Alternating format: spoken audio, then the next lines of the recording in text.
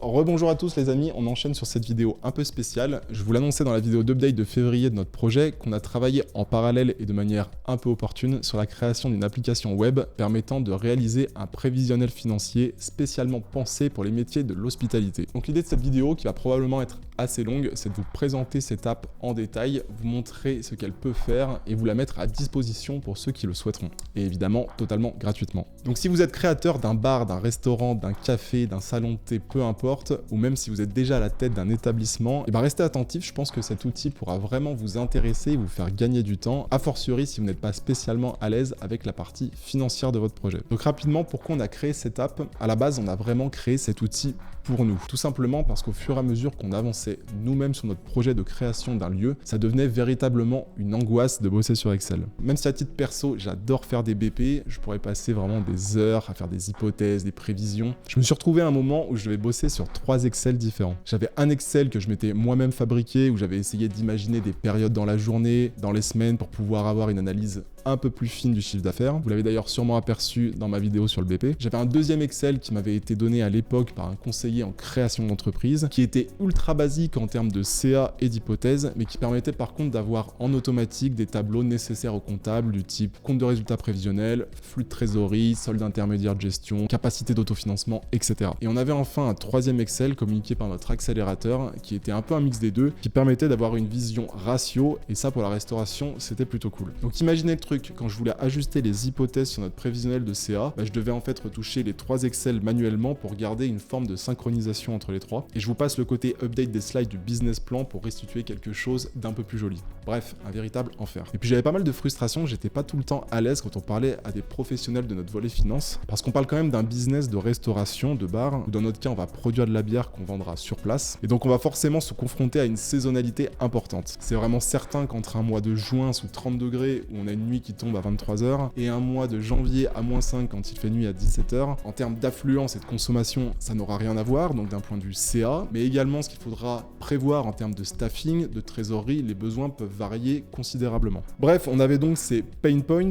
comme on dit, en tête, jusqu'à ce que je tombe sur la vidéo de ce gars qui explique qu'il a conçu une application sans coder en 20 minutes. Donc un grand merci à toi, cher ami, car du coup, je dois dire que ça nous a motivés pour essayer. Et là, on a vécu un nouveau paradigme. Alors c'est quand même énormément de boulot, parce que la création d'une application avec ce genre de solution d'intelligence artificielle, vous suivez une sorte de courbe logarithmique, je crois, je vérifierai. Bon, en gros, vous démarrez très fort, très rapidement, et ensuite, les progrès vont beaucoup moins vite au fur et à mesure que vous y passez de plus en plus de temps. Car il y a des bugs, des fonctionnalités qui apportent des régressions sur l'application, plein d'autres choses. Bon, bref. Alors de notre côté, une fois qu'on a eu terminé avec une version qui fonctionnait bien, qu'on a beaucoup utilisé pour notre projet, et qui peut s'apparenter à un minimum viable product, on s'est dit que ça serait cool de le faire tester à d'autres entrepreneurs. C'est vrai que quand on discute avec d'autres porteurs de projets, on voit qu'il peut y avoir une frustration pour tous les gens du métier pur, dont le métier est davantage donc de cuisiner, ou alors vraiment qui se concentrent davantage sur leur offre, et qui ont une connaissance plus limitée, ou même une véritable aversion sur la partie financière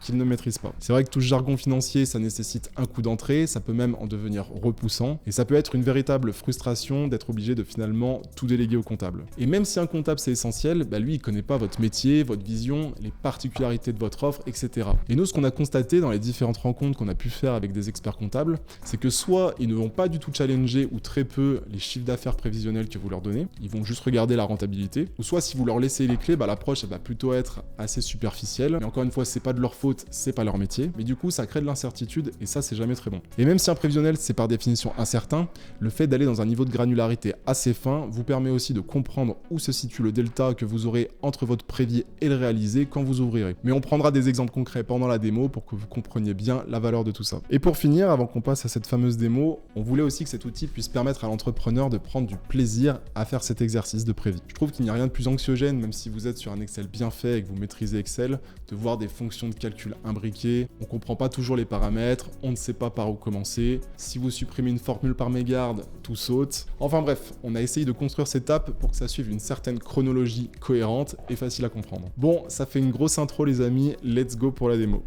Ok les amis, c'est parti, on se retrouve donc sur l'ordinateur pour cette démo, même plus ce tuto, pour les personnes qui voudront essayer cette application pour faire ces prévisionnels.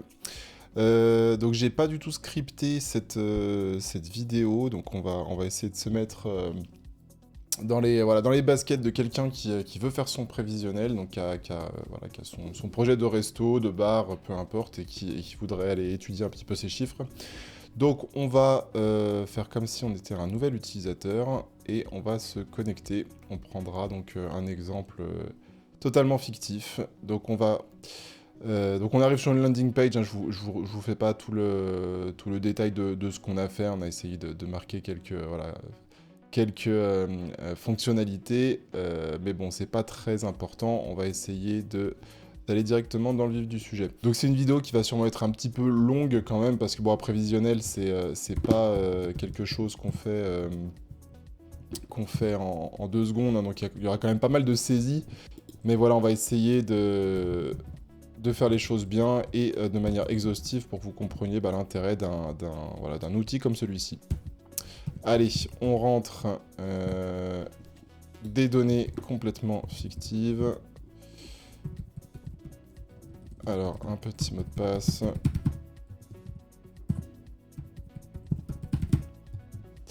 Et voilà, on se connecte comme nouvel utilisateur de l'application.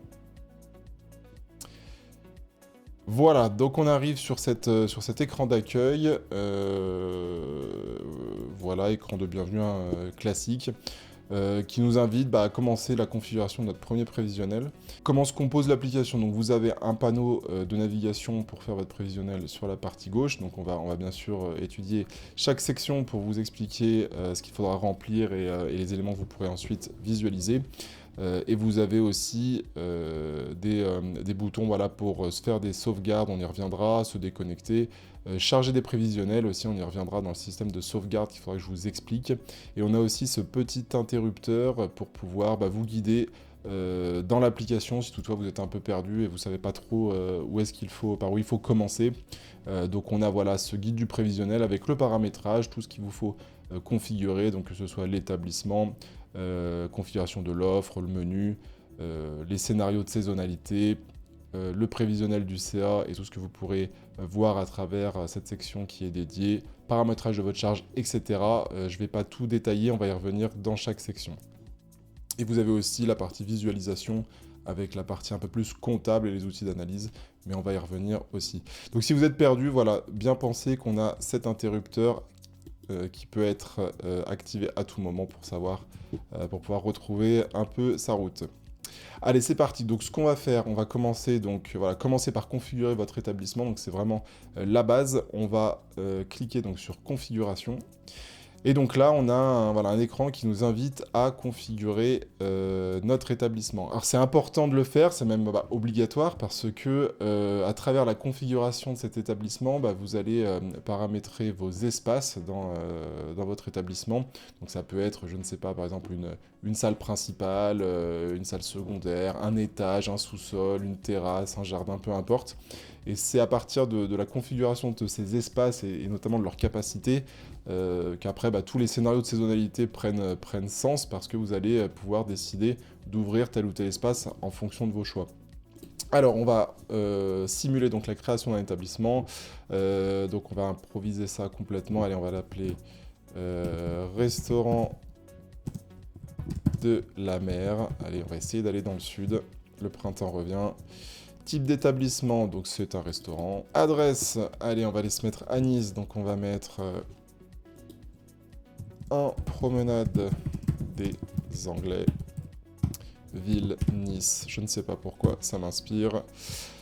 Et le code postal, je me fais avoir, 06 00, peu importe.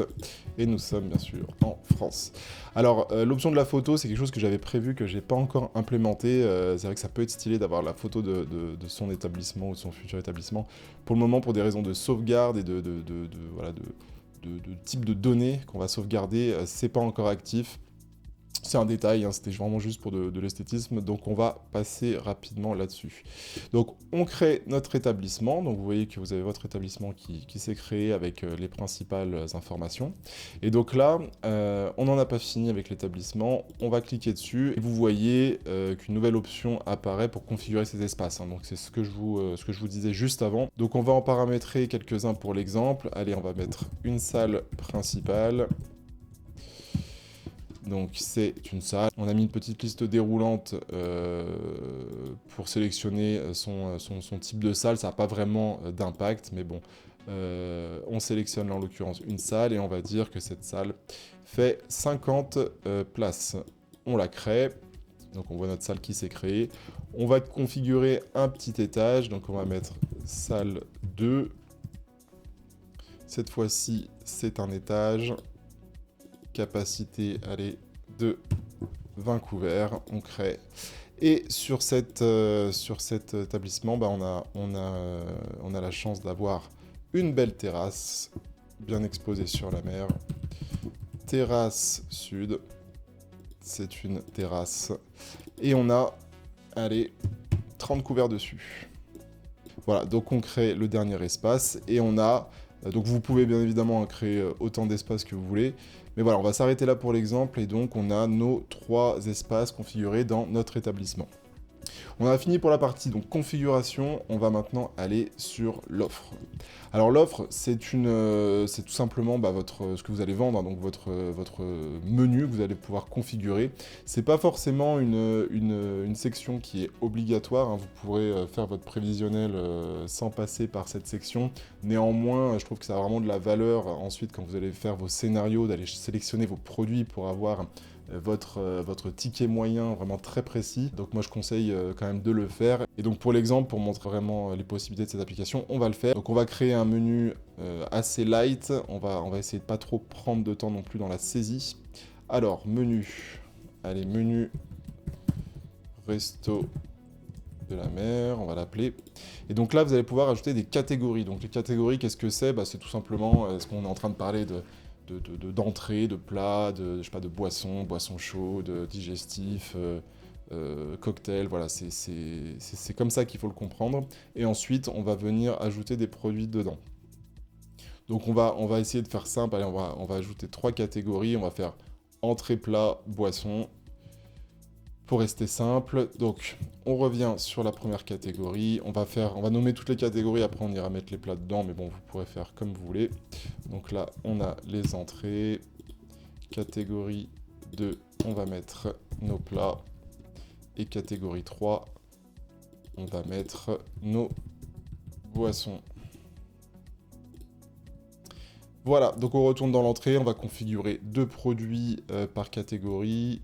Donc là, une fois qu'on a cliqué sur ajouter un produit, vous voyez la ligne produit qui vient de s'ajouter. Donc on va nommer le premier produit. Allez, qu'est-ce qu'on va mettre? On va mettre une petite burrata. Burrata, tomate cerise. Allez. Ok, c'est paramétré. On va ajouter un autre produit. Qu'est-ce qu'on va pouvoir mettre? Allez, des œufs mayo. Et donc là, une fois qu'on a mis le nom de nos produits, on va pouvoir venir paramétrer les prix de revient et les prix de vente, ce qui nous permettra d'avoir notre marge brute. Et donc tout ça, ça va être super intéressant pour calculer après tous nos ratios de food cost, notre profitabilité. Donc on va les paramétrer. Donc là encore, c'est un exemple fictif, hein, donc je vais mettre des valeurs qui ne sont peut-être pas forcément les plus cohérentes. Mais là, une fois que vous-même vous travaillez votre projet, vous aurez une idée un peu plus précise de votre sourcing. Donc vous pourrez mettre des données un peu plus certaines. Donc là on va mettre tomate burrata, allez on va mettre, je sais pas moi, 3 €. 3 € et on va la vendre, allez 10 €, voilà, marge à 70%, c'est à peu près cohérent. Des œufs maillots, on va mettre 2 € et on va les vendre ça 7 €. Allez, on va essayer de le mettre un peu plus cher pour voir l'impact sur les marges. Et là on va mettre 1,5 €. Vous voyez qu'on a un petit peu plus de marge. Ensuite, on passe au plat. Le plat, qu'est-ce qu'on va mettre? On va mettre, allez, un bon burger signature de l'établissement.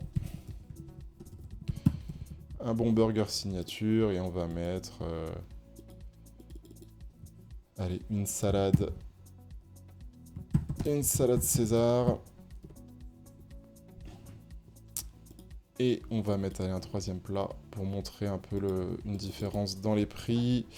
Et on va mettre allez, une entrecôte pour faire plaisir à nos amis viandards. Et donc burger signature, allez, on va le mettre prix de revient 4 €, prix de vente 15 €. Salade César, allez, 3 €, prix de vente 14 €. Donc on parle tout en hors taxe évidemment. Et entrecôte, allez, 7 € et on va la vendre 24 €. 25, allez, j'aime bien les chiffres ronds. 25 €. Voilà, c'est bon pour notre catégorie plat. Et ensuite, on va aller dans nos boissons. Donc là, pareil, hein, au niveau de la granularité des catégories, vous pouvez mettre boisson froide, boisson chaude, cocktail, tout ce que vous voulez en termes de catégories. Moi, je sais que pour notre prévisionnel sur les bières, j'ai une catégorie uniquement pour les bières, ce qui me permettra d'ailleurs de voir après la part de CA sur notre carte de bière qu'on peut anticiper. Donc c'est important aussi pour prévoir les volumes. Donc pareil pour une pizzeria, ça peut être important de détailler cette catégorie. Là, on va pas le faire. Boisson, allez, on va mettre verre de vin. Verre de vin, on va quand même se mettre une petite bière. Pinte de bière. Et on va se mettre un petit cocktail. Cocktail, voilà. Donc verre de vin. Allez, 75 centimes qu'on va vendre 5 €. La pinte de bière, allez, 0,5 qu'on va vendre 7 €. Hors taxe, je me suis peut-être un peu enflammé, 6,50 €. Ensuite, le cocktail, 1 € qu'on va vendre 8 €. Allez. Voilà, donc on a fini pour notre menu. Encore une fois, on reste très simple. L'idée, c'est vraiment que vous compreniez comment ça fonctionne. Donc on voit que, voilà, on a nos différentes catégories, nos plats et nos marges qui sont calculées. Et ce sera, voilà, assez important pour la suite. Donc on continue et maintenant on va passer vraiment à la partie prévisionnelle pure. Donc on a une section vraiment prévisionnelle où on va aller ensuite détailler nos scénarios, voir ce que ça représente en termes de CA. On aura une petite action à faire assez sympa d'ailleurs pour l'utilisateur dans cette section. La partie un peu moins fun, c'est la configuration de toutes les charges, mais bon, il faut quand même passer par là. Les salaires, vous verrez qu'on a une partie assez sympa parce qu'on va pouvoir imaginer un staffing par rapport à nos différents scénarios, donc ça c'est plutôt cool. Et impôts et taxes, on va pouvoir aussi configurer. Allez, c'est parti pour la partie scénario. Donc on arrive, vous verrez que ça va bien changer, on arrive sur une page assez vide, qui nous dit bien sûr qu'aucun scénario n'a été créé. Donc on va tout simplement les créer. On appuie sur ajouter un scénario. Donc là, pareil, vous avez la possibilité de créer autant de scénarios que vous voulez. Hein, si vous avez je sais pas, un planning d'événements assez important sur plusieurs semaines, ou qu'on est dans une année, par exemple, je pense à l'année 2026, nous, on l'a pris en compte dans notre prévis. On va avoir un mois de Coupe du Monde, où on va avoir peut-être une forte affluence, des événements avec... pourquoi pas se créer une petite fan zone, quelque chose comme ça. Donc pareil, ça c'est des choses que vous pouvez matérialiser à travers ces scénarios. Donc là pour la démo, on va essayer de rester simple, on va se créer 3 scénarios. Un scénario basse saison, un scénario haute saison et un scénario de fermeture. Donc allez, saison basse. On va laisser en bleu océan, c'est parfait. Créer et on va ajouter un autre scénario. Saison haute. On va les mettre dans un rouge vif, parfait. Et on va créer un scénario de fermeture. On va les mettre en orange, c'est pas mal. Donc maintenant qu'on a fait ça, on va pouvoir créer exactement nos scénarios. Hein. Qu'est-ce qu'on veut dire derrière ces scénarios. Donc là, on est dans la saison basse. On a la possibilité de changer de couleur si ça nous dit. Et on va avoir un calcul en temps réel du chiffre d'affaires de la semaine. Un scénario, il faut comprendre que c'est en fait une semaine type de consommation. Donc quand on va cliquer sur « Ajouter une période », on va voir qu'on a 2 modules dans le fond qui se créent. Il y a le module de configuration de la période. Donc une période, c'est quoi? C'est tout simplement un moment de la journée où vous allez décider d'ouvrir. Donc pareil, vous pouvez donner le niveau de granularité que vous voulez. Hein. Ça peut être, je sais pas moi, petit déjeuner, matin, déjeuner, après-midi, after work, dîner, soirée, nuit, si on veut être vraiment complet dans une journée d'ouverture d'un établissement. Ou alors ça peut être beaucoup plus basique, hein, ça peut être déjeuner et dîner. Donc là, vous avez la possibilité de faire vraiment ce que vous voulez. On va essayer de rester encore une fois simple dans l'exemple pour pas que la vidéo dure 2 heures. On va essayer de créer deux ou trois périodes. Alors, on va en créer 2 pour la partie basse et 3 pour la partie haute. Et vous voyez que quand j'ajoute une période, instantanément, elle vient s'ajouter dans la semaine type, où ensuite il va falloir faire d'autres configurations, on va y revenir juste après. Donc là, on va nommer nos périodes et on va les configurer. Donc là, en l'occurrence, ça va être le déjeuner et le dîner. Ok.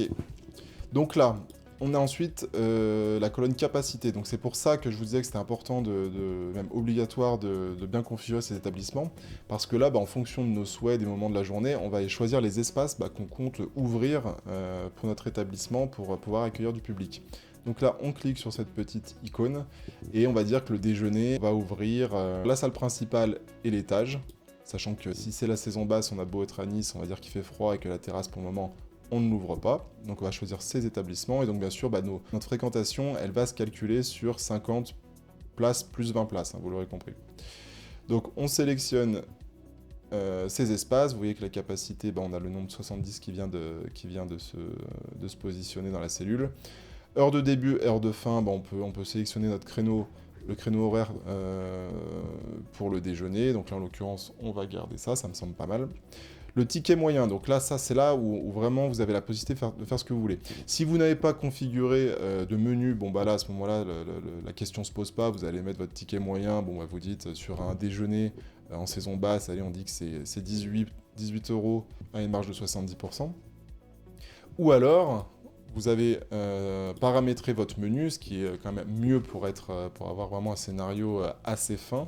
Vous allez cliquer sur le panier, et là, vous allez pouvoir, en fonction, toujours pareil, de ce que vous estimez, aller sélectionner les produits pour pouvoir vraiment avoir un ticket moyen très précis avec une marge très précise.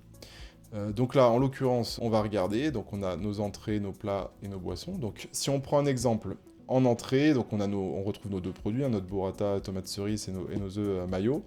Donc ce qu'on va devoir faire dans un premier temps, c'est de pondérer la catégorie par rapport au moment de la journée. Donc là, on se retrouve au déjeuner, et au déjeuner, on va se poser la question, combien de personnes, dans le fond, vont prendre une entrée à ce moment-là de la journée.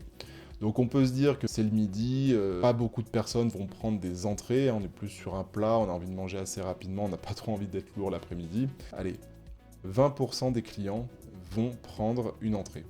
Et donc dans ces 20% de clients, ils vont bien sûr se répartir notre offre en entrée, donc en l'occurrence la burrata et les œufs.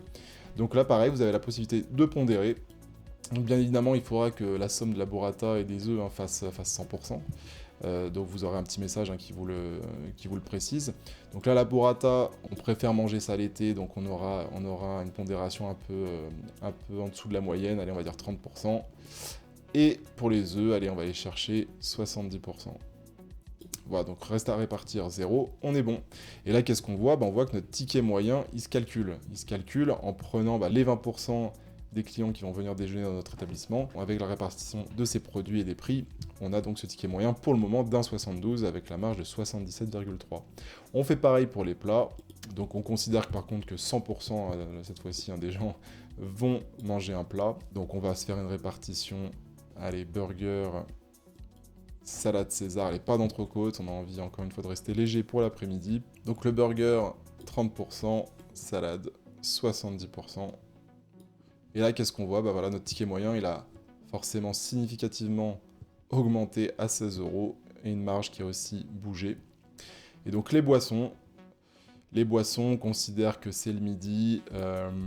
Pareil, on n'a pas trop envie, en l'occurrence j'ai mis que des choses en plus alcoolisées, on n'a pas trop envie de boire le midi, donc 20%, allez, qui vont prendre soit un verre de vin, soit une pinte de bière. On va rester un peu plus sur le vin, cette fois-ci 80% des personnes vont prendre un petit verre de vin, et 20% une pinte de bière. Et encore une fois, on a notre ticket moyen et notre marge qui évoluent en fonction. Donc on valide notre sélection, et là on voit que les valeurs se sont inscrites dans la ligne, un ticket moyen à 17 euros.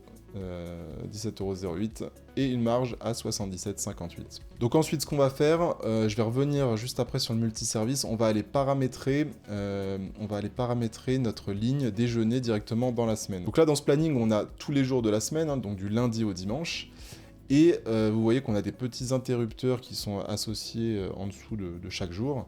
Et ça sert à quoi? Ça sert justement à l'entrepreneur pour qu'il puisse décider en fait si il souhaite ouvrir ce jour-là. Donc là, ça veut dire quoi? Par exemple, le lundi, si j'active ce petit interrupteur, ça veut dire ok, je vais ouvrir le lundi à l'heure du déjeuner et je vais venir y associer un pourcentage de fréquentation pour me calculer le nombre de clients précis que j'estime être présents au moment du déjeuner un lundi midi. Donc là, en l'occurrence, si je mets à 60% de l'espace, ça veut dire 42 clients. Donc les 60%, ils sont calculés bien sûr sur la base de la capacité qu'on a définie ici à travers notre ouverture d'espace. Donc on fait 60% de 70, ça fait tout simplement 42 clients. Voilà, donc j'espère que vous aurez compris la logique, et donc on peut faire ça ensuite sur tous les autres jours de la semaine. Là en l'occurrence, pour notre exemple, vu qu'on est en période basse, ce qu'on va dire c'est qu'on va pas ouvrir le lundi, ni le mardi, on va commencer à partir du mercredi, tranquillement. Donc on va ouvrir voilà, du mercredi au dimanche, et on va dire, allez, mercredi 50%, et ensuite on va avoir un petit ramp-up, une petite augmentation au cours de la semaine. Donc le vendredi, on a envie de sortir un petit peu plus, le samedi aussi, et le dimanche, allez, on revient sur des bases de 50%. Voilà, et donc comme vous pouvez le voir, donc on a notre nombre de clients pour chaque période et chaque jour qui s'est calculé de manière automatique, et on voit que notre CA de la semaine, il a commencé à se calculer dans cette valeur ici.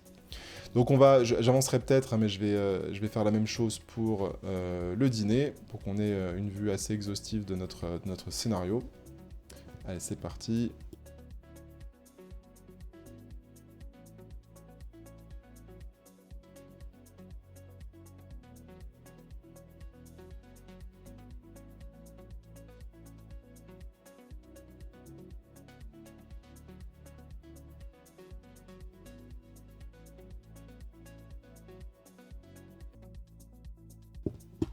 Voilà, donc là on a notre ticket moyen qui est sensiblement supérieur à notre ticket du midi. Ah, j'ai un petit message d'erreur. La somme des pourcentages... Ok, donc j'ai dû faire une erreur. Effectivement, reste à répartir, moins 10%. Donc bon. On voit d'ailleurs qu'on a justement des petits garde-fous pour nous montrer qu'on a fait une petite erreur. Donc là, il suffit juste de diminuer. Allez, on va diminuer la part de salade. On est à 0. On valide et normalement, ça va être bon. Ok. Donc on a voilà, notre ticket moyen, notre marge qui est calculée, donc on va faire pareil sur la ligne du soir dans la semaine. Donc on va ouvrir les mêmes jours.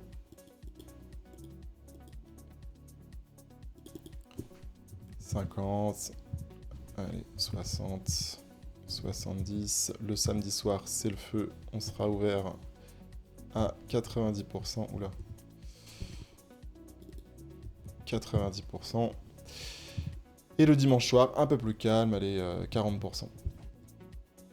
Et voilà, donc on a la somme de notre CA qui s'est mis à jour. Et là, on peut considérer que notre scénario est fini. Alors, je vais juste vous parler quand même du multiservice. Donc, on peut rencontrer des restaurants qui font beaucoup de volume, par exemple sur l'heure du déjeuner. Imaginons un resto en ville où vous avez des personnes qui prennent leur pause déjeuner soit à midi, soit à 13h, parce qu'en principe, on a une heure de battement pour aller manger. Et donc, on a des restaurants qui peuvent être sur du multiservice. Donc là, en l'occurrence, multiservice, ça veut dire quoi? Ça veut dire qu'on considère, par exemple, que notre heure de déjeuner, elle est entre midi et 14h, que le temps moyen pour déjeuner, c'est 1 heure chez nos personnes. Et donc, si on active le multiservice, donc en gros, on considère qu'on aura 2 services. Et donc ça veut dire quoi? Ça veut dire que sur les clients qu'on va calculer, on va tout simplement doubler ce nombre de clients. Si on considère que notre salle, nos espaces, ils vont être remplis à 50% entre midi et 14h tout le temps, et bien si on fait 50% mais qu'on est sur 2 services, donc ça va faire 35 personnes, et on multiplie par 2, ça fait 70 clients.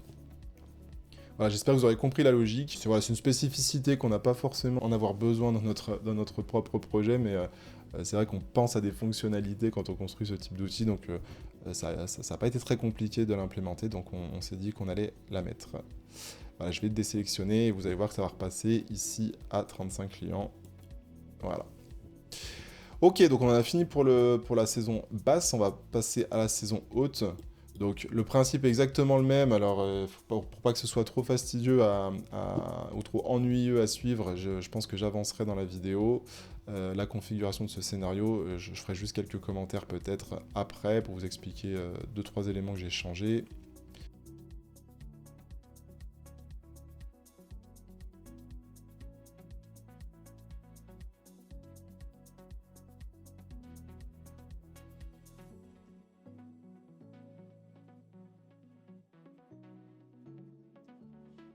Ok, donc là, comme vous voyez, je fais une petite interruption, mais j'ai mis une période en plus.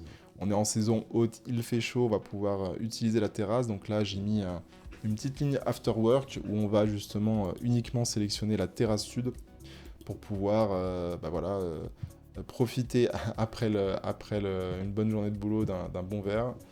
Donc là, on va paramétrer les heures également. Donc entre 18h et 19h30, on va dire. Tac, voilà. Allez, c'est reparti.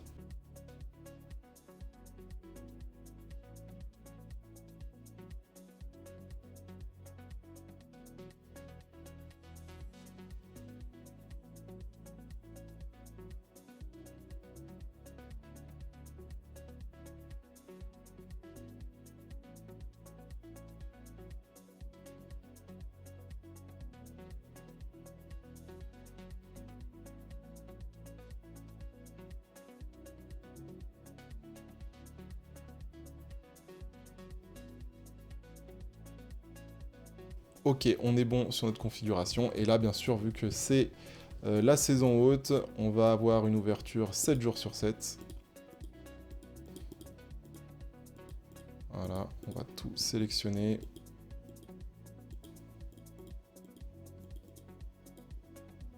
Donc c'est ça qui est cool quand même dans ce paramétrage de scénario, parce que vous voyez, vous pouvez vraiment, si vous avez des périodes vraiment très creuses, vous allez ouvrir, je sais pas moi, juste un week-end par rapport à vraiment au type d'établissement que vous avez, vous pouvez le définir dans un scénario vraiment de très très basse fréquentation. Si c'est l'inverse, que vous êtes dans une zone, dans une station, je sais pas, balnéaire, que sais-je, et vous voulez matérialiser vraiment une affluence record, vous pouvez aussi. Donc ça a pas mal de valeur. Et donc là, on va aller mettre nos clients, déjeuner, allez, 50, 50. Et là, ça va augmenter 70, 80. On a du tourisme. 90, 90. Voilà. Et ensuite, after work, là, on va faire le plein. On a une petite terrasse, donc elle va être full tout le temps pendant 7h30.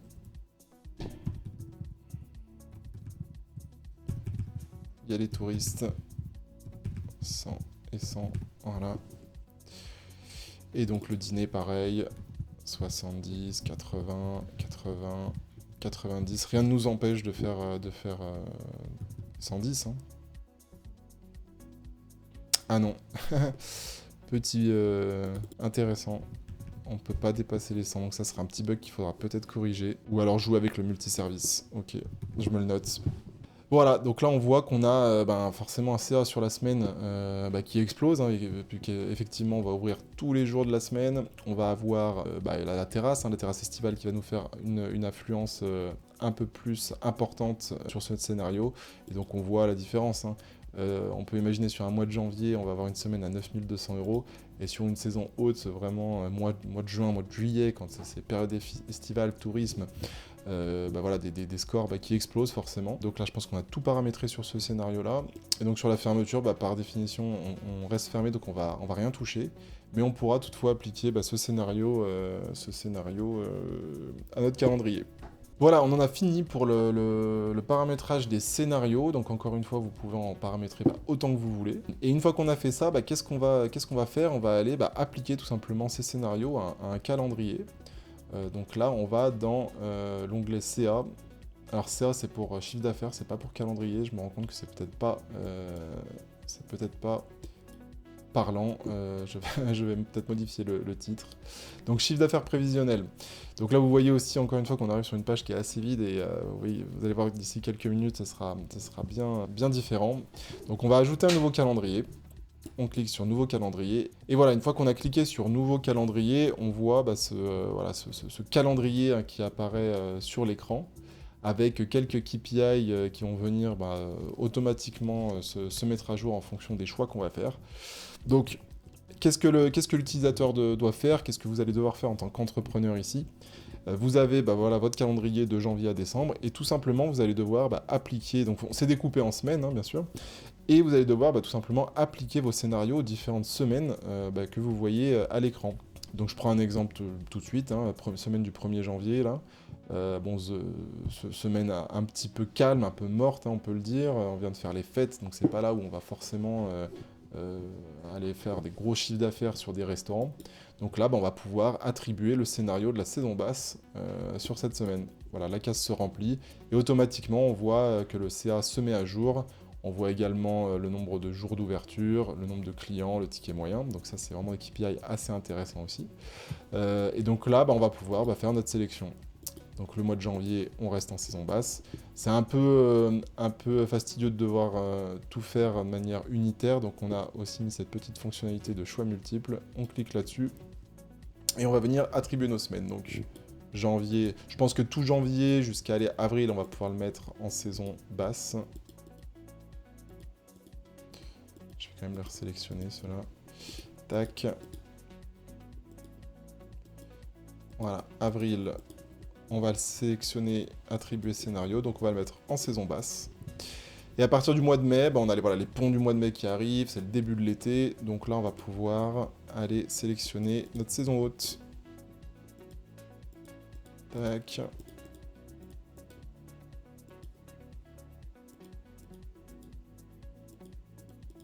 Juillet, août,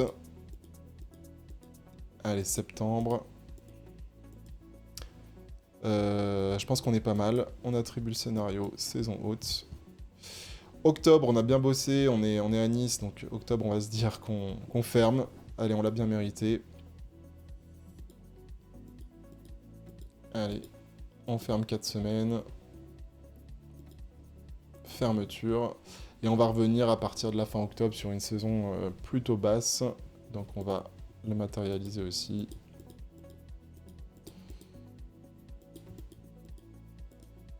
Tac. Attribuer un scénario, saison basse. Et voilà les amis, donc là on a notre prévisionnel en termes de chiffre d'affaires prévisionnel qui est fait, qui est calculé de manière automatique dans un niveau de granularité qui est vraiment fin parce qu'on a défini un menu, des produits avec des prix, une estimation de ce que va consommer notre clientèle. Donc on a une estimation très fine du chiffre d'affaires, hein, donc vous voyez 931 000 €, 284 jours d'ouverture, ça fait une moyenne de 144 clients par jour et un ticket moyen à 22,83. Donc là vraiment on comprend, c'est une moyenne hein, sur les 3 scénarios et par rapport à l'attribution de ces scénarios aux différentes semaines. Donc on a le détail aussi par mois, hein, on voit que par exemple un mois creux comme le mois de février, en plus où on a moins de jours, c'est 36 000 €, 36 924 €. Et notre plus gros mois, ce sera le mois de juin et juillet à 157 185 €. Donc là, pareil, hein, vous pourrez refaire des ajustements, hein, si vous voyez que c'est complètement déconnant d'avoir une telle différence entre un mois de février et un mois de juillet.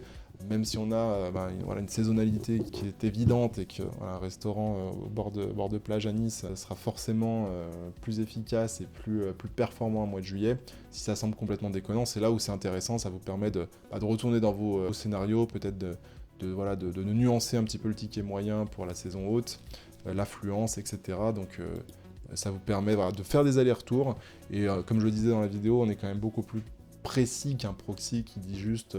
un ticket moyen, allez 20 €, nous notre salle elle fait 120 personnes, 30, 70, 80 clients, 80 couverts, fois ces 20 € fois les 280 jours. Je trouve que cette approche par calendrier, par attribution de scénario est vraiment très précise, et ça nous met vraiment les choses en perspective, et quand on n'est pas du milieu de la restauration, pouvoir visualiser ça, moi je trouve que ça a énormément de valeur. Donc j'espère que que ça vous plaira aussi. On a une analyse des scénarios ici, donc on y reviendra, parce qu'on va d'abord aller paramétrer la masse salariale, et vous verrez qu'après ces petites cartes qui résument nos scénarios, une fois que tout ça est vraiment rempli, c'est très précieux pour étudier les indicateurs clés scénario par scénario. Donc je le passe volontairement, on y reviendra. Ensuite, on va aller paramétrer donc les charges. Alors les charges, voilà, c'est un peu fastidieux, c'est pas forcément la chose la plus motivante à faire, mais néanmoins c'est un passage clé et un passage important que vous allez devoir faire. Donc là, on a paramétré par défaut nous des postes de coûts de charge, hein, qui nous semblent assez indispensables, obligatoires. Vous pourrez bien évidemment ajouter des éléments. Vous cliquez sur ajouter un élément. Vous voyez qu'en bas, on a une nouvelle ligne, donc vous pouvez en ajouter autant que vous voulez. Vous pouvez même supprimer des lignes si le cœur vous en dit, hein, si vous ne vous sentez pas concerné par, je sais pas moi, de l'entretien, du crédit bail, autre abonnement, vous pouvez bien sûr supprimer tout ça.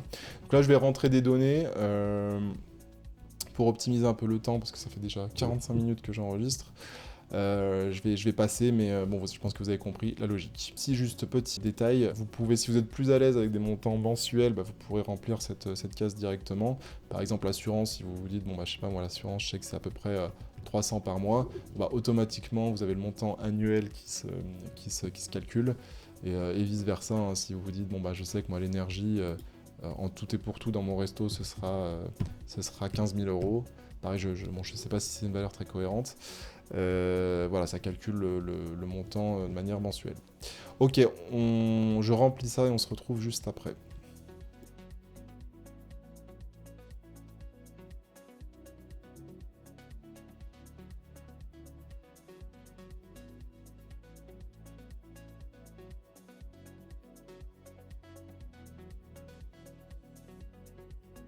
Ok les amis, j'ai rempli tous les montants. Pareil, ce ne sera pas forcément tout cohérent par rapport à ce type d'établissement. Mais voilà, encore une fois, c'est juste pour l'exemple. Donc on arrive à un total mensuel à 9 450 €, total annuel 113 400 €. Et donc, on va pouvoir passer à la section suivante. Section suivante, donc les salaires obligatoires à prévoir, hein, si vous voulez pas vous faire déborder par la suite, et donc dans le prévisionnel, c'est assez important de prévoir tout le staff qu'il va vous falloir pour opérer votre établissement. Donc là, encore une fois, moi, la frustration que j'avais, c'était de me dire, combien de personnes on va recruter, sachant qu'effectivement, il y a du turnover dans la restauration, mais vous-même, les besoins, ça va quand même pas être les mêmes, hein.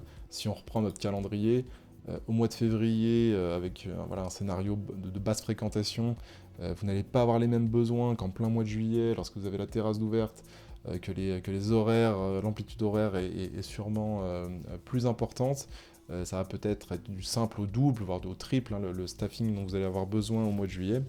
Donc ça, moi j'avais une frustration de ne pas pouvoir le prévoir dans mon prévisionnel, donc on était obligé de couper la poire en deux, c'est pas très agréable. Et donc là, cette fonctionnalité vous permet quand même d'aller bien plus loin dans vos scénarios. Donc là, vous allez devoir cliquer sur le scénario de votre choix, hein, donc il faudra tous les faire, pour justement aller paramétrer vos critères par rapport à votre staffing.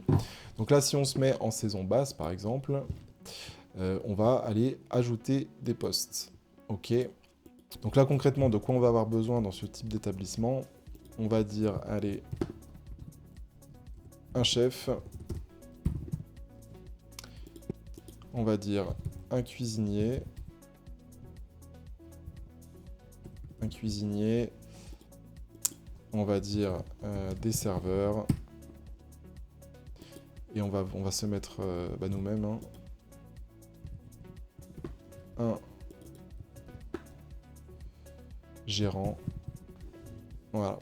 Et donc ensuite, alors là, vous pouvez paramétrer aussi les taux de charge, donc charge salariale, charge patronale. Volontairement, on a mis cette section éditable, parce qu'on c'est sûrement des éléments qui vont changer dans les années qui viennent, dans les mois qui viennent, surtout au vu de la conjoncture. Donc une fois que vous avez sélectionné les différents postes que vous allez vouloir dans votre équipe, vous allez pouvoir bien sûr aussi choisir le nombre de personnes que vous allez employer pour ce type de poste. Donc le chef, en l'occurrence, on n'aura pas 50, mais par exemple les serveurs, vous en aurez peut-être 2, 3, 4. Donc vous avez la possibilité de faire varier cet élément-là.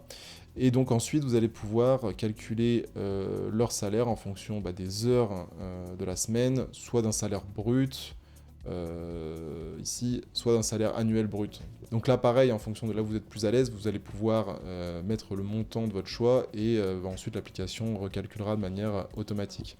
Donc moi, en l'occurrence, je vais être plus à l'aise sur un salaire annuel brut. Ce sera pas forcément cohérent, mais on va mettre des montants. Allez, chef, on va mettre 35 000 euros bruts. Le cuisinier, on va mettre, allez, 28 000 euros bruts. Le serveur, on doit se situer autour du SMIC. Alors en annuel brut, je ne sais plus combien ça fait. Je sais que l'heure, elle est à... non, pas l'heure, le salaire mensuel brut. Non, il est à 1800. Donc je suis encore au-dessus. Allez, voilà, on va dire 22 000 euros bruts. Et le gérant, c'est la bonne question. On va dire, allez, du 30 000 euros bruts. Voilà, donc on peut agir ensuite sur les heures par semaine. Si on estime que 35 heures, c'est pas assez, on augmente ici. Et vous voyez que la ligne, elle évolue en fonction. Donc ça aussi, c'est plutôt pas mal. Ça nous permet de sortir un peu du carcan de ces 35 heures et de pouvoir directement dans l'outil aller appliquer un petit peu plus en fonction de nos besoins. Bon, pour la simplicité de l'exemple, on va rester sur une base de 35 heures. Donc voilà, on a nos calculs qui se font. Donc le chef, voilà, il a son salaire annuel brut, correspondance de salaire sur un salaire mensuel, si on est plus à l'aise, le coût horaire, et donc vous avez instantanément le calcul des charges salariales et des charges patronales qui se fait avec le coût total employeur. Donc ça, c'est de manière unitaire. Et ensuite, si vous augmentez le nombre de personnes pour ce type pour le poste donné, ça viendra se calculer automatiquement dans la ligne des KPI. Donc si par exemple, on va prendre l'exemple sur le serveur, imaginons que pour la saison basse, on a quand même besoin de 4 serveurs, on va dire. On augmente, et vous voyez qu'en haut, ça augmente. Il y a quelque chose qui interpelle là tout de suite, c'est qu'on est en train d'exploser notre ratio de masse salariale sur CA. Donc ça c'est intéressant aussi, c'est vraiment quelque chose d'intéressant que nous donne l'application. C'est-à-dire que en fonction de votre CA qui est calculé sur votre calendrier, l'attribution de votre scénario sur les différentes semaines, vous voyez qu'on est complètement hors des clous. C'est-à-dire que si vraiment on fait ce recrutement-là, on explosera notre ratio de masse salariale sur CA qui doit normalement pas dépasser 35%. Donc là, en l'occurrence, on a peut-être trop de serveurs. Ok, donc la logique voudrait que pour le scénario bas, on ait juste un chef, un cuisinier, un serveur et nous-mêmes pour faire cette saison basse, on va dire. Je ne sais pas si c'est cohérent, mais par contre, ce qu'on peut regarder, qu'on avait mis de côté un petit peu tout à l'heure, c'est justement le résumé de nos cartes et de nos scénarios. Donc là, la saison basse, en l'occurrence, maintenant, on a les données sur la masse salariale. On voit que on est sur un CA moyen de 1846 €, 85 clients par jour, donc c'est vraiment sur les 2 services, donc c'est pas énorme non plus, ça fait une quarantaine de personnes par service, ticket moyen, ok, et là, la part du CA de ce scénario sur le CA global, donc c'est uniquement 25%. Donc vu comme ça, moi ça me paraît pas déconnant en fait, le staffing, on voit que le déjeuner, 42 clients, le dîner, 43 clients, et la question qu'il faut se poser, c'est sur 5 jours, parce qu'on est ouvert que 5 jours sur ce scénario-là, est-ce que ça passe d'avoir le gérant quand même qui met la main à la pâte, un serveur, un cuisinier et un chef? Je pense que la réponse est oui. Donc là, c'est là où on a quand même un outil qui est assez performant, je trouve, c'est vraiment cool. C'est-à-dire que, vous voyez, 34,7, on est dans les clous. Tout de suite, si on n'a pas cette possibilité de se situer, on aurait peut-être employé 2 ou 3 serveurs et on voit qu'on explose notre ratio, donc directement en termes de profitabilité, on se met dans le rouge. Donc on va rester sur cette config là, on va faire pareil sur la saison haute, donc là ça va vraiment changer je pense. Donc pour l'exemple ça va être compliqué quand même d'être très précis parce qu'effectivement on est ouvert 7 jours sur 7, donc ça veut dire qu'il y a des personnes qui ne pourront pas bosser les 7 jours d'affilée, d'un point de vue de la loi c'est pas possible. Donc ça va demander un petit peu plus de réflexion quand même sur le setup, mais on va essayer de le faire quand même le but de l'exercice de cette démo. Donc on va reprendre les mêmes personnes, chef. On va avoir cuisinier. Pareil, ça c'est une configuration qui est très simple. Hein. Si vous avez un gros resto qui fait énormément de chiffres sur une saison, vous aurez peut-être une petite brigade avec, je sais pas moi, des commis, etc. Donc là encore, on va rester simple. Chef, cuisinier, on va avoir serveur encore. On va peut-être mettre un barman. Et vous aurez aussi le gérant. Là pareil, on pourrait mettre runner, on pourrait avoir une organisation complètement différente. Donc le chef, on va le garder. Une personne. Cuisinier, on va en mettre 2. Serveur, on va en mettre là, cette fois-ci 4. Barman, 2. Et gérant, toujours 1. Bon là c'est vraiment au doigt mouillé pour le coup, mais on va voir comment on se situe une fois qu'on aura rempli les montants. On va rester pareil sur les mêmes montants. Qu'est-ce que c'est que cette histoire? Pourquoi j'ai un... Alors... Ok, oui. Bon, c'est plutôt une bonne nouvelle. Donc pour le moment, les amis, le salaire mensuel brut en saisie ne fonctionne pas. Donc vous pouvez uniquement configurer avec le salaire horaire brut ou le salaire annuel brut. Je me le note, c'est pas un point bloquant, mais bon, c'est un peu pénible, donc ok, on se le note. Voilà, donc là on a configuré notre saison haute. Alors on n'a pas mis le nombre de personnes à chaque poste, donc si cuisinier on va en mettre 2, serveur on va en mettre même 5, barman 2.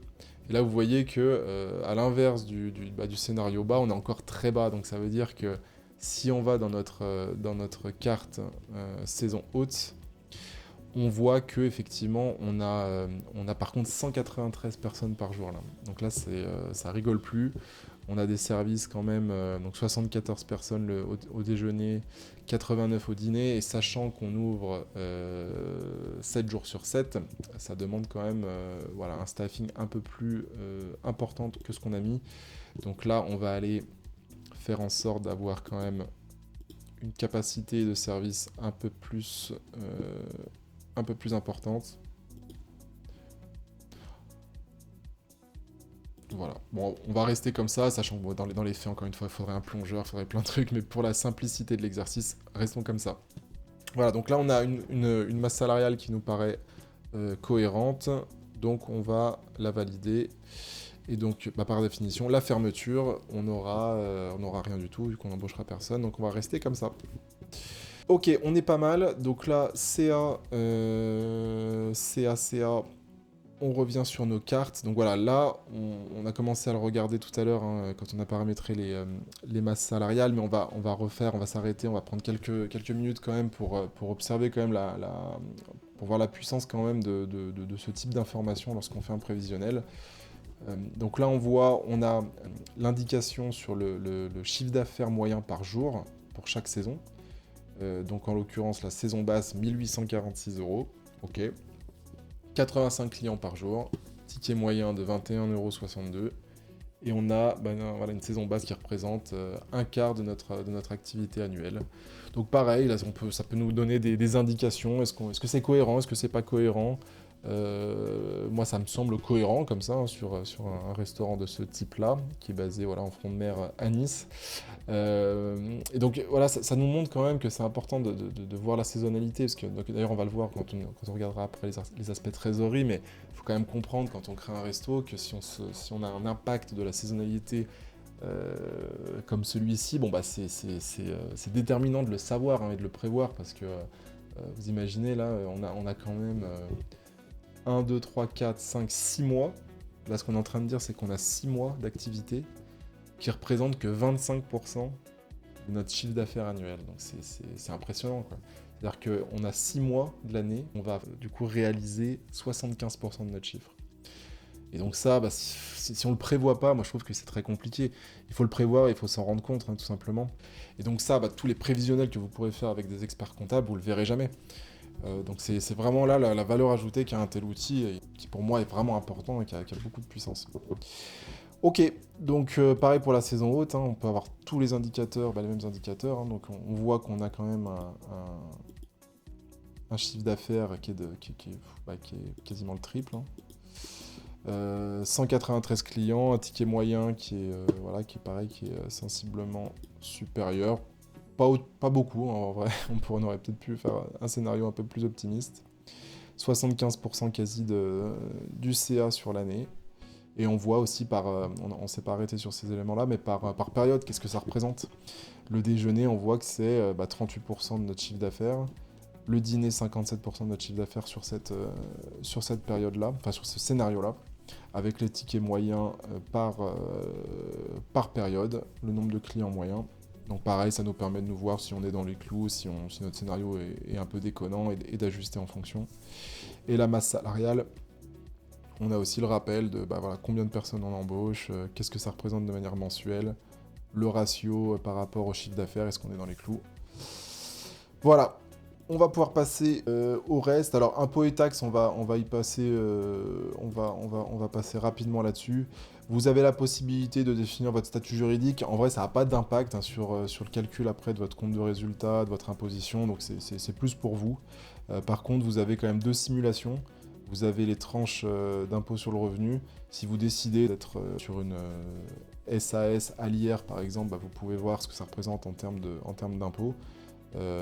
Et donc pareil sur l'impôt sur les sociétés, vous avez les différents seuils et vous pouvez avoir automatiquement votre IS de calculer. Là en l'occurrence, on va le voir juste après, mais on a un résultat courant avant impôt qui est calculé.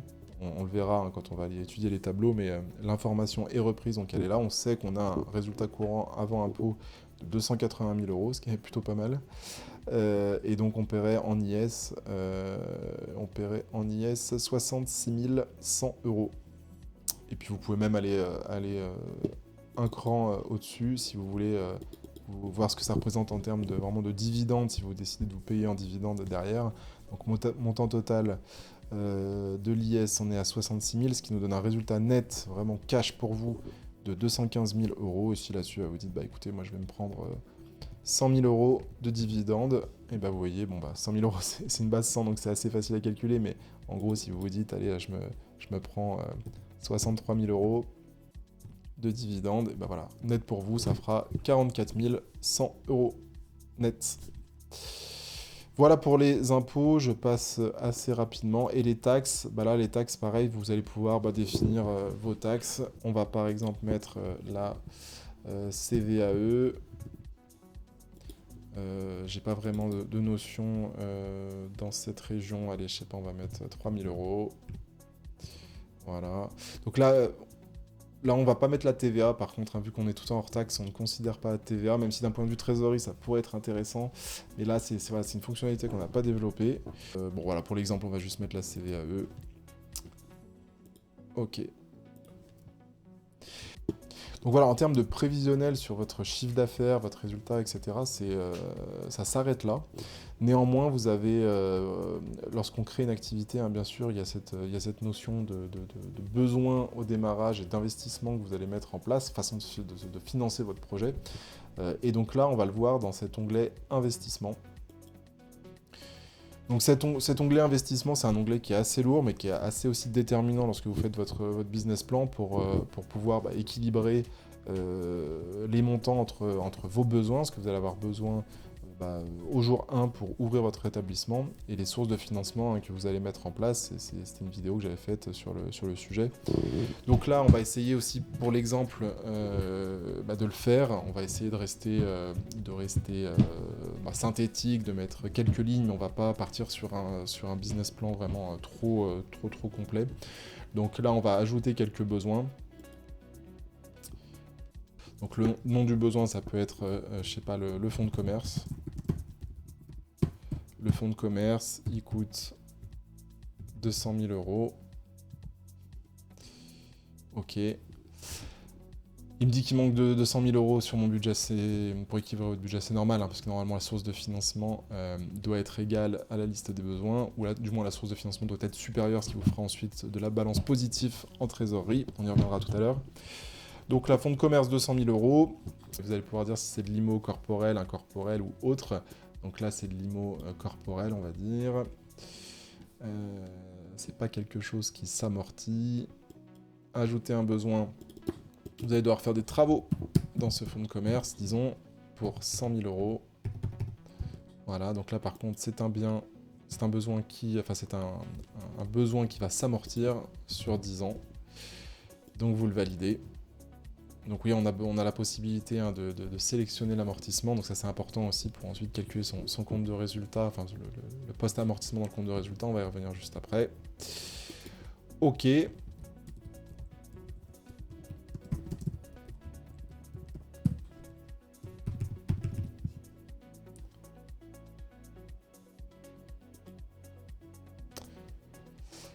Ok, ensuite, donc voilà, on a les travaux qui sont amortis sur 10 ans. Ensuite, on va avoir, je ne sais pas, on va mettre les stocks. Allez, les stocks pour, on va dire, 15 000 euros. Donc ça ne s'amortit pas en revanche. Ça ne s'amortit pas et on va le mettre en autre. Fonds de commerce.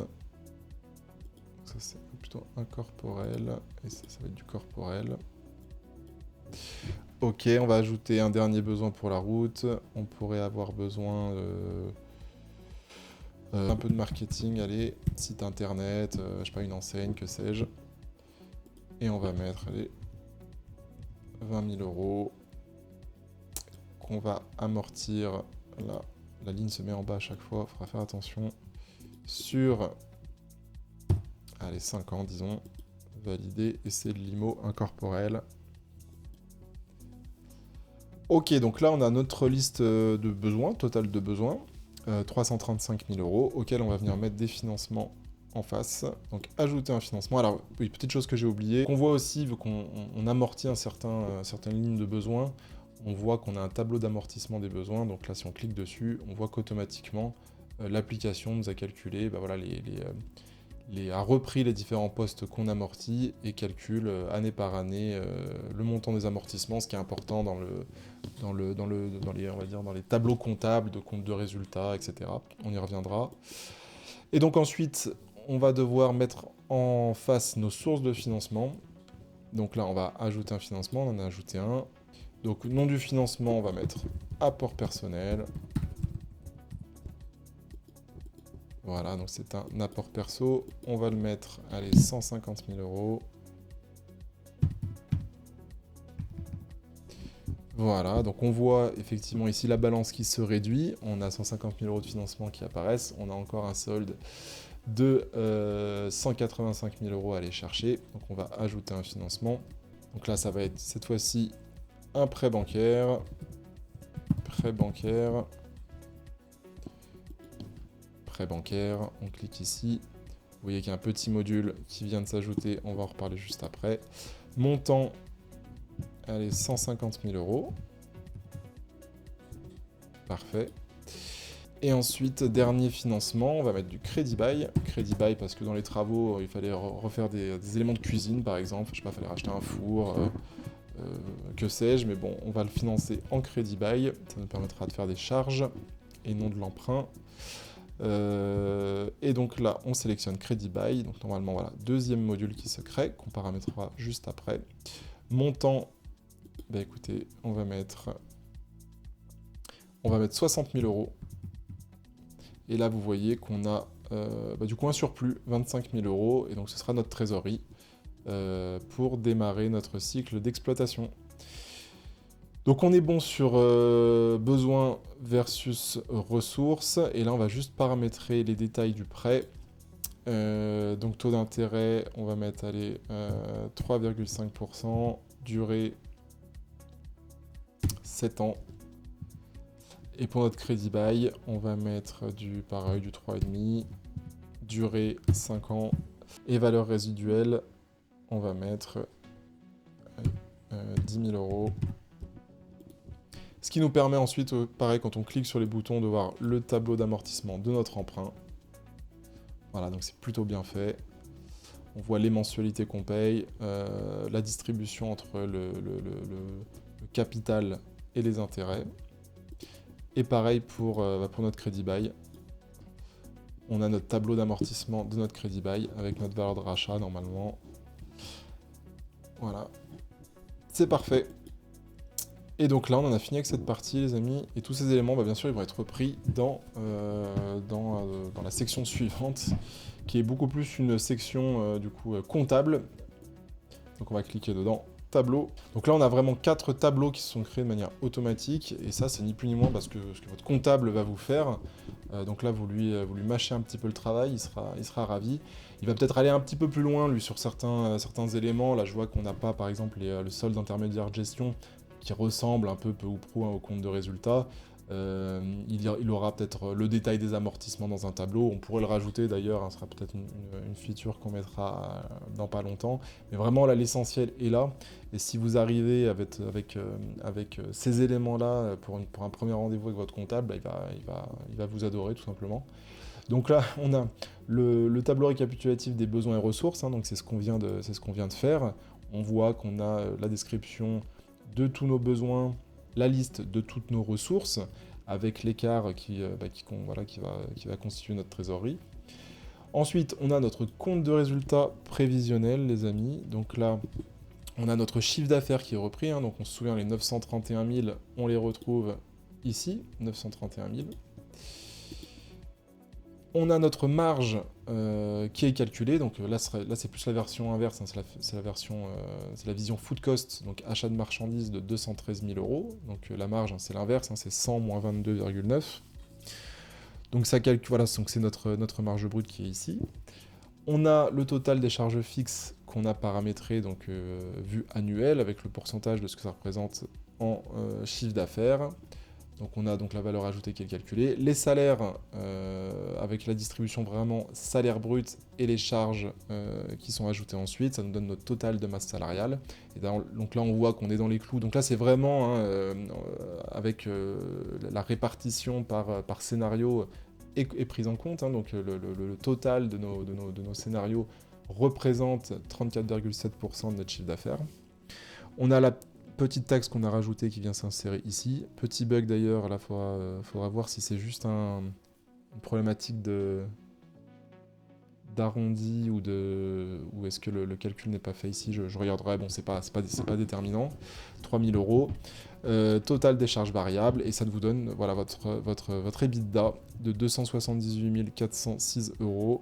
30% d'EBITDA, bon je pense que c'est beaucoup pour notre exemple, on l'a un peu improvisé, donc il faudra peut-être revoir certaines charges, mais 30% d'EBITDA ça me paraît pas inatteignable, mais quand même très optimiste.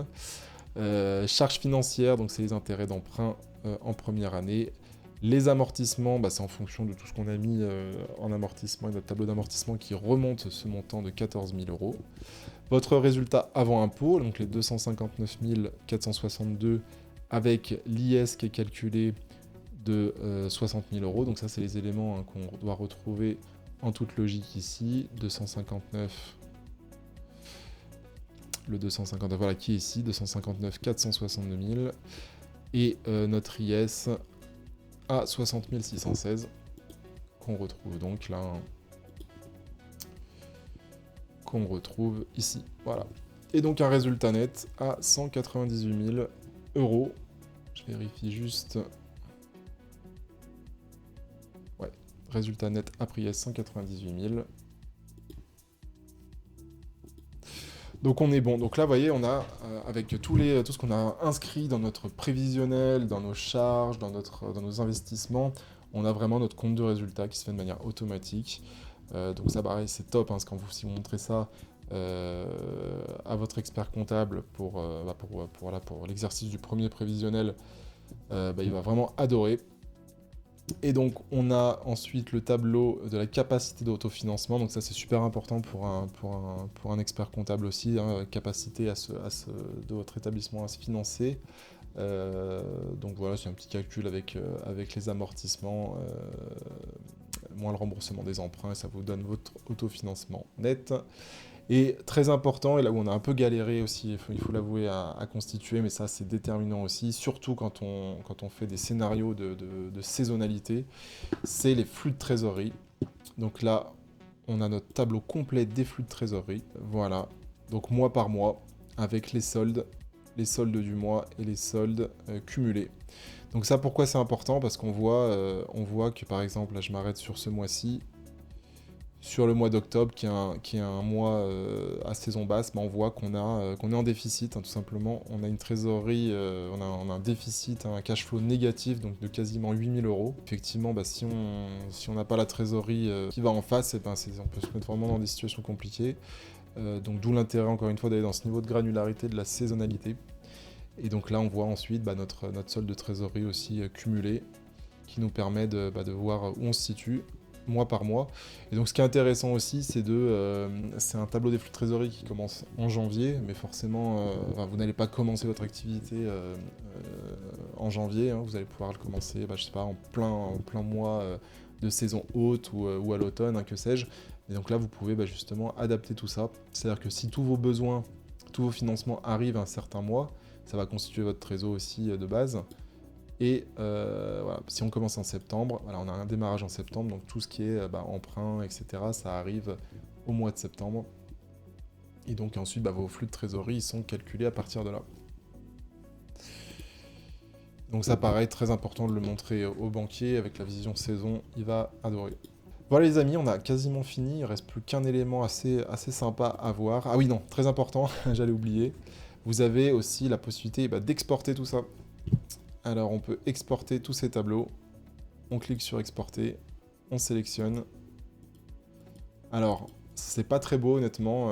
Là, c'est un peu les limites qu'on a sur ce type d'outil où on construit des fonctionnalités avec l'intelligence artificielle. C'est-à-dire que notre PDF, il est pas très beau, notre Excel aussi, il est un peu brut. Si on exporte en PDF, voilà, on a le petit téléchargement qui se fait. On va l'ouvrir. Voilà, donc c'est pas très beau, hein, on va pas se mentir. On a un petit bug d'ailleurs aussi sur un petit caractère un peu bizarre ici. Mais néanmoins, il a le mérite d'exister, c'est-à-dire que vous pouvez exporter en PDF et l'envoyer directement à un comptable, je sais pas, un investisseur, un ami, hein, peu importe, mais voilà, vous avez toutes les données quand même qui sont là, disponibles dans un document en un clic. Donc ça, c'est quand même très cool. Voilà, et puis donc dernière section à regarder ensemble, c'est la section outils. Alors la section outils, qu'est-ce que c'est? C'est une vision un peu plus sympa, on va dire, de tous ces éléments chiffrés qu'on a vus, où là, ça vous permet d'avoir une vision un peu plus pilotage, même si vous n'avez pas encore commencé votre activité. Vous pouvez voir voilà, votre évolution du chiffre d'affaires. Là, pareil, vous pouvez choisir le mois de démarrage. Donc on voit que si on commence au mois de janvier, qui est la saison faible, notre chiffre d'affaires, il décolle pas des masses. Mais par contre, dès qu'on arrive en saison haute, là c'est l'inverse, et on a donc une accélération sur le cumulé, hein, la courbe c'est le cumulé. Voilà, donc si on commence par exemple en plein mois en plein rush, on voit que voilà, on a une grosse accélération dans les premiers mois. Donc vous avez le détail lorsque vous passez la souris dessus. Ensuite, il y a un petit plateau. Et ça vous fait arriver voilà, votre CA total. Et vous avez aussi, on a mis cette petite fonctionnalité qui est assez sympa, c'est de voir par rapport à vos catégories de plats, justement, comment se répartit le chiffre d'affaires. Donc ça, c'est intéressant si vous avez un business avec, on va dire, un produit un peu phare. Nous, c'est le cas pour la bière, ça peut être des pizzas, ça peut être des cocktails, ça peut être plein de trucs. Et là, vous pouvez voir justement un petit peu l'impact qu'a votre produit phare sur votre chiffre d'affaires. Donc là, en l'occurrence, on l'avait pas fait, mais si on avait effectivement, si on était une pizzeria spécialisée dans, je sais pas, les pizzas napolitaines et qu'on voit que ça représente que 5% de notre CA par rapport aux configurations de scénario qu'on a fait, peut-être qu'il faudrait se poser des questions. Ou à l'inverse, hein, si on voit que ça prend 80% de notre CA, peut-être qu'on aurait été trop optimiste. Donc là, une vue globale, et on peut aussi aller au niveau scénario, saison basse, saison haute. Voir justement, est-ce qu'on est cohérent sur une saison basse? On voit que les boissons, c'est 10% de notre CA à 24 000 euros. Sur la saison haute, on voit que ça représente 20%. Donc on a doublé la part des boissons dans le CA. Ça me paraît pas déconnant, compte tenu effectivement d'une saison chaude, on a plus envie de boire. Ça me paraît pas déconnant. Vous voyez, c'est ce genre de petites réflexions que ces outils vous permettent d'avoir. et ça a pas mal de valeur, c'est assez cool. Voilà, donc on a le chiffre d'affaires. On a pareil sur la trésorerie, donc ça c'est très cool aussi de voir ça. Donc si on commence, là on est en juin, mais si on commence en janvier, on voit nos besoins de financement qui sont arrivés, et donc on voit notre trésorerie évoluer. Donc vous voyez là, on a par exemple, vu qu'on est sur une saison basse, on a des soldes qui sont à 3000, donc c'est pas du cash flow, c'est des cash flows positifs, c'est déjà bien, mais c'est pas non plus incroyable. Et on voit par contre, dès qu'on arrive au mois de mai, là on a des bons soldes, des bons cash flows positifs, et ce qui nous permet de consolider une trésorerie qui est matérialisée ici encore une fois par la courbe, hein, qui s'envole. Et là, on constitue une trésorerie très solide en fin d'année. Donc là, voilà, ça vous permet de voir tout ça. C'est-à-dire que si, imaginons que vous commencez au mois de juin et qu'on a un scénario beaucoup plus pessimiste avec effectivement une courbe de trésorerie qui ne se consolide pas pendant cette période d'été, on peut s'imaginer qu'à partir du mois d'octobre, où on est dans un scénario un peu plus bas en termes de fréquentation et de chiffre d'affaires, on pourrait avoir des problèmes de trésorerie. Donc ça, pareil, c'est pas un outil de pilotage dans le sens où vous n'avez pas ouvert votre établissement, mais ça vous permet d'avoir vraiment de la réflexion sur tout ça. Et puis c'est un outil que vous pouvez utiliser aussi une fois que vous ouvrirez votre établissement. Si vous ouvrez votre établissement, vous pouvez comparer effectivement les soldes de trésorerie, les soldes de chiffre d'affaires, voir où ça déconne par rapport à tel ou tel scénario, et ajuster et prendre les bonnes décisions. Que ce soit en termes d'offres, de masse salariale, de charges, voilà. Et donc justement sur les charges, si on clique sur les charges, là vous avez aussi une photo de ce que représente la structure de votre charge par rapport à votre chiffre d'affaires. Donc là on voit que la masse salariale, effectivement, c'est 34%, 34,7%, votre food cost 23% quasi, les charges externes 7,3% et ainsi de suite.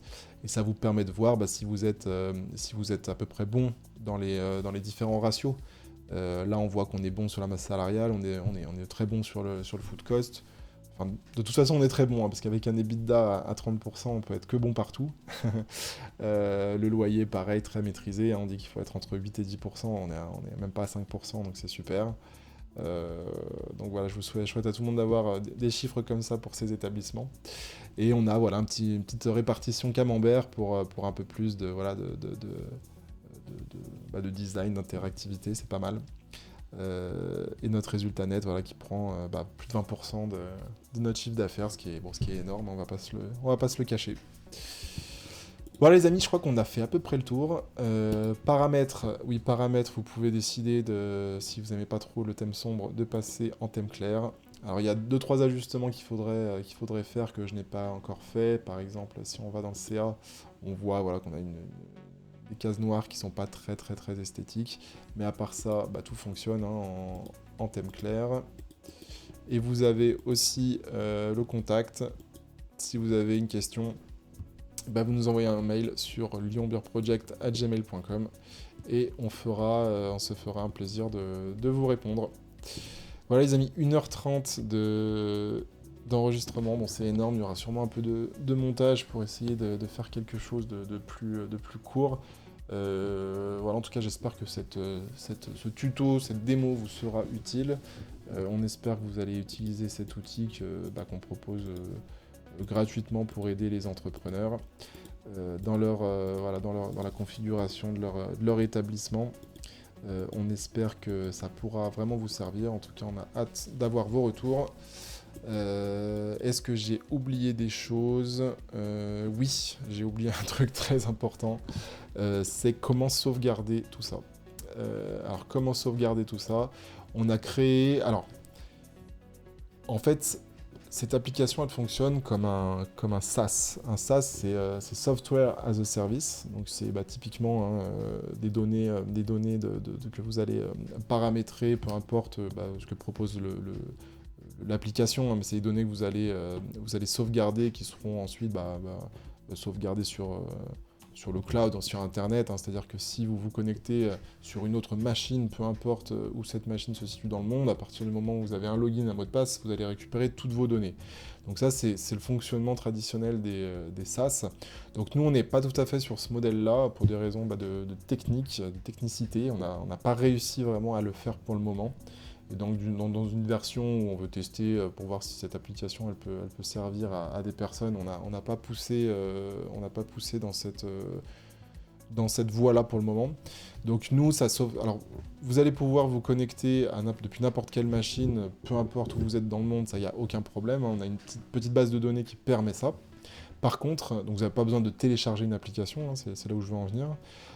Ça se fait, enfin, vous pouvez vous connecter uniquement sur Internet. Par contre, en termes de sauvegarde, donc là, on va prendre l'exemple. Vous avez votre prévisionnel, vous êtes content, vous voulez le sauvegarder. Donc on va cliquer sur sauvegarder. Là, on voit que ça ouvre une fenêtre de enregistrer sous, hein, tout simplement. Donc là, ce qu'on va faire, c'est qu'on va mettre, on va pouvoir le renommer, prévisionnel Mars, resto de la mer. Voilà, et vous voyez que c'est un fichier JSON. Donc le fichier JSON, qu'est-ce que c'est? C'est un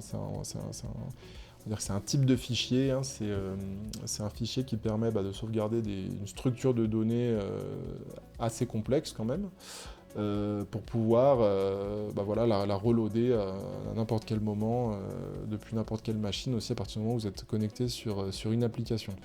Donc l'inconvénient de ce format-là, c'est qu'effectivement, si vous ne l'avez pas en local sur votre ordinateur, ou si vous ne voulez pas envoyer par mail, ou si vous ne l'avez pas sur un drive, par exemple, vous vous connectez chez un ami, vous ne pourrez pas avoir accès à vos données. Ça, c'est l'inconvénient. Par contre, l'avantage, c'est qu'effectivement, c'est quelque chose que vous pouvez transmettre assez facilement. Si toutefois, vous voulez envoyer votre prévisionnel à votre comptable, typiquement, vous lui envoyez l'adresse mail, vous lui envoyez le lien pour qu'il puisse avoir accès à l'application, il s'enregistre, vous lui envoyez par mail ce fichier JSON, et là, il aura exactement la même vue que vous sur votre prévisionnel. Et quand bien même il ferait des modifications dessus, ce serait tout simplement une autre version.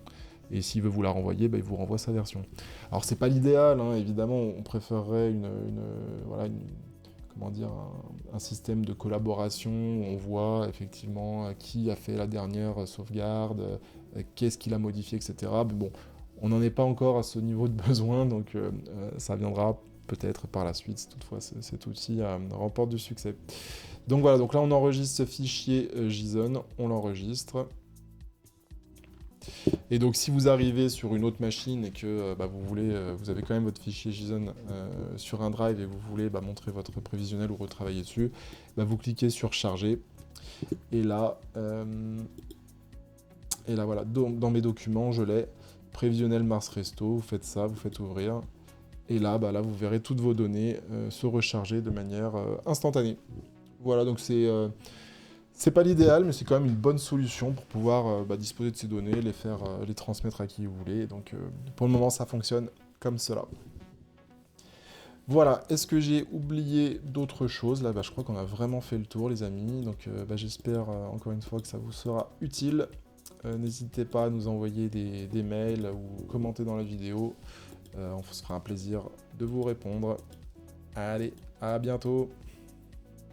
Voilà les amis, on a fini avec la démo de cet outil qu'on a conçu, je le rappelle, sans aucune ligne de code. C'est quand même assez dingue de voir comme le progrès technique va vite. Donc si vous voulez l'utiliser, encore une fois, c'est gratuit. Je pense qu'on mettra le lien en description en dessous de la vidéo. N'hésitez pas également à en parler à vos connaissances si vous pensez que ça peut leur servir. Et comme je vous ai expliqué, ça fonctionne un peu comme un SaaS, dans le sens où vous pouvez vous connecter à l'application depuis n'importe où, sur n'importe quelle machine. Néanmoins, à aucun moment, nous n'aurons accès aux données de votre business, car celles-ci sont sauvegardées en local sur votre ordinateur via ce fameux fichier JSON. Nous, on disposera juste dans notre base de données de votre email, de votre nom et de votre prénom. Voilà, merci à tous d'avoir regardé cette vidéo. On espère que cet outil pourra vous amener de la valeur si vous souhaitez le tester. En tout cas, on est dispo dans la section commentaires pour toutes les questions et pour en discuter. Allez, c'était Pierre, ciao ciao.